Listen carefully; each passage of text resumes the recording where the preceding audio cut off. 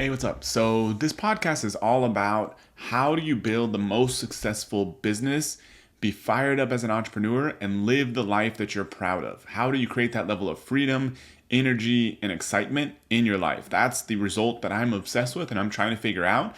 And so, that's what the show is all about. So, taking us to today, as I'm recording this, it's Friday, January 19th, 2024. So we have a new business that's kind of taking off. It's kind of exploded out of nowhere, which is a little bit surprising. And it's kind of wrapped within another business that's been around for a long time. I can't give you a ton of details because there's kind of quite a bit on the line here. A lot of people involved and stuff. And so maybe in 6 months from now, I'll be able to tell you more details. So I've kind of been left with the decision of, do I double down on this thing? And my answer is yes. And I kind of want to talk through today because a lot of times we want to keep a lot of things kind of up in the air, but I'm kind of jumping ahead of myself. So kind of first off, what are some times where I've doubled down in the past and I believe it's produced good results? Number one was the end of college. So I partied a lot in high school, even the beginning of college, but at some point, especially the second half of college, I was like, okay, enough is enough. Like I want to create something out of my life. Doing all this other stuff is not going to get me there. So I got really focused. I was taking a ton of classes, knocking it out of the park in those classes, working really hard, doing a lot of extracurricular stuff, all that kind of thing. And I believe it kind of set me up for success after that. I built some good relationship there that helped me out of there and actually helped me kind of the second time I doubled down, which is in my finance job. And so I worked for an investment bank in energy trading right out of college. And at the beginning, I was fired up. I mean, I was working, I don't know, from like 6 a.m. there till 9 p.m. or something. Like the hours were insane. And then I was reading stuff about energy trading and then futures markets and oil and gas and all that kind of stuff afterwards. I was fully committed. But then I realized after I went all in on that it wasn't for me, which is okay if that's a fine outcome. I think that's better than just sitting there like dabbling for the rest of your life. Go all in and see if you like it. And if not, get out of there. You don't have to keep this thing coasting forever. The third time was in my first business. So I left that job and basically went to go start a business, started doing e-commerce. And my wife would kind of make fun of me because, we started dating at the time, then, moved in together and that kind of thing. But at the time, she would come to my apartment and probably look like I was like a serial killer or something because I was so focused on my business that my apartment literally had like a couch. I don't think I had a TV. I had a mattress on the floor. That's what I slept on. I would have one sort of bell pepper in my refrigerator. And then I had a bicycle leaning against the wall because at the time I was doing some like endurance stuff, running and cycling and stuff. That was it. That was like my entire apartment. There was nothing. I think I even had like a free little small Star Trek poster sitting on the wall because I was like, I'm not taking any time to decorate this thing. So I got that for free at some point. So that was literally my entire apartment because I was all in on my first business, working, 12 plus hours a day, trying to figure out how all this e-commerce, online marketing, web development, you had a whole bunch of WordPress sites, all that kind of stuff. I was figuring all this stuff out from scratch. And I believe that really paid off because I put in the effort, a couple years like that. And that's what allowed me to kind of build everything else. Second to last one was when we first launched Amazing Selling Machine. So at the time, we were super early on into crushing it on Amazon. And so that's what Amazing Selling Machine was all about. So that program came out of nowhere. And all of a sudden, everybody and their mom wanted to promote it. Everybody wanted to sign up for it. So it was doing really well for us as a company. We were helping tons of people. I mean, tons of those people now have become multimillionaires. Some of those people have done over hundreds of millions of dollars in sales, which is insane. That all started with that program. So as you can imagine, that thing was exploding and I was all in and doubling down on that thing, which meant that I had to say no to some stuff. I couldn't really do my own e-commerce businesses anymore. And so that was kind of a hard decision because I didn't like being the guy who was like, I did a bunch of e-commerce stuff and was teaching this e-commerce stuff, but wasn't really doing it anymore after some period of time. And that's where a lot of people talked a lot of crap at the time because they're like, oh, he doesn't even do e-commerce anymore. Because I'm like, yeah, we got in a company with 65 six-figure employees, $40,000 a month office, thousands, tens of thousands of customers. I don't have time for anything else. I'm not even doing a good job keeping the wheels on this machine, much less trying to add any additional businesses on top of that. But anyway, so went all in on ASM, and I believe that was a good decision.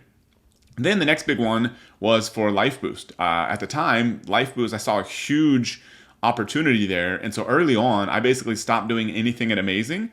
I let the team take care of that. And I went all in on LifeBoost, at least for the first 6 months to a year or so.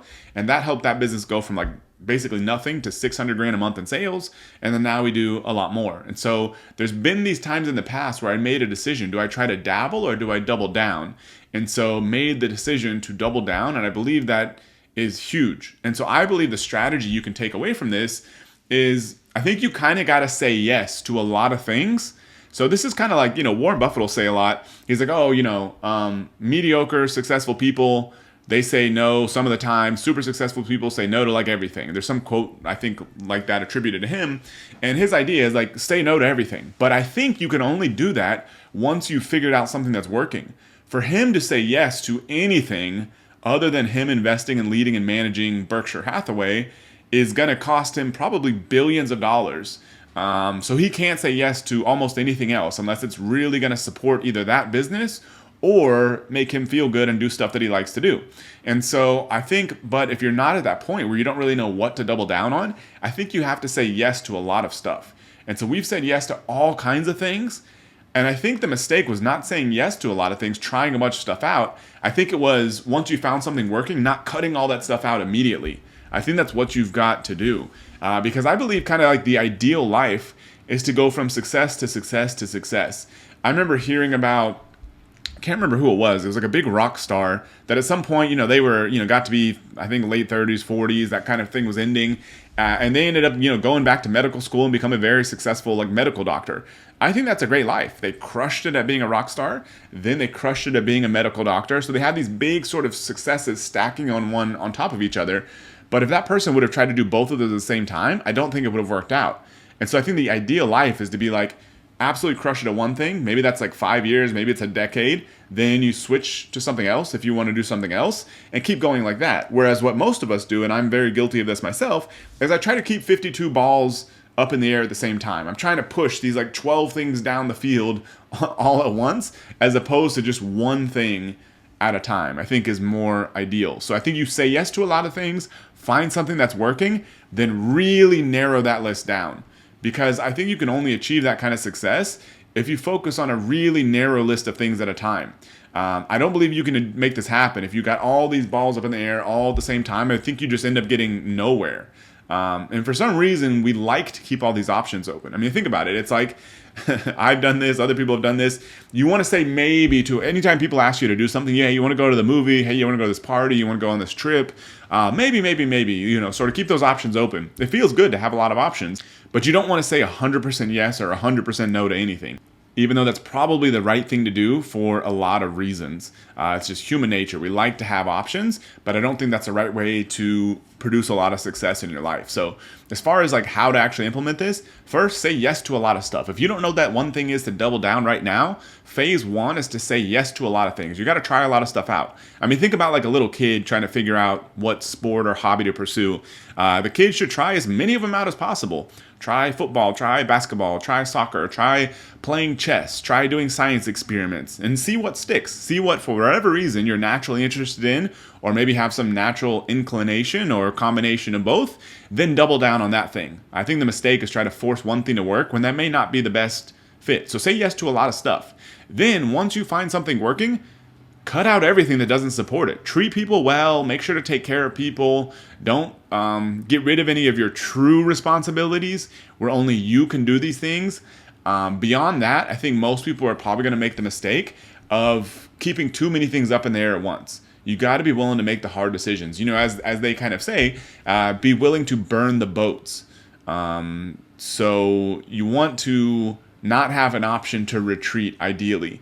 That's going to make you make the most of that one thing, so that if it works out, fantastic. Your life skyrockets. If it doesn't work out, that's also okay, because you gave it everything that you've got, and you can always try something again different later in the future, but at least you went all in on that one thing. So the next thing you go all in on that thing, you do that enough times, eventually you're going to find something that really moves your life forward. So this is kind of what's top of mind for me right now, especially as it relates to achieving more success, being happier, more fulfilled. So hopefully this makes sense to you. Hopefully you found it useful. If you want to get all these episodes, subscribe on your favorite podcasting platform, and I'll see you tomorrow.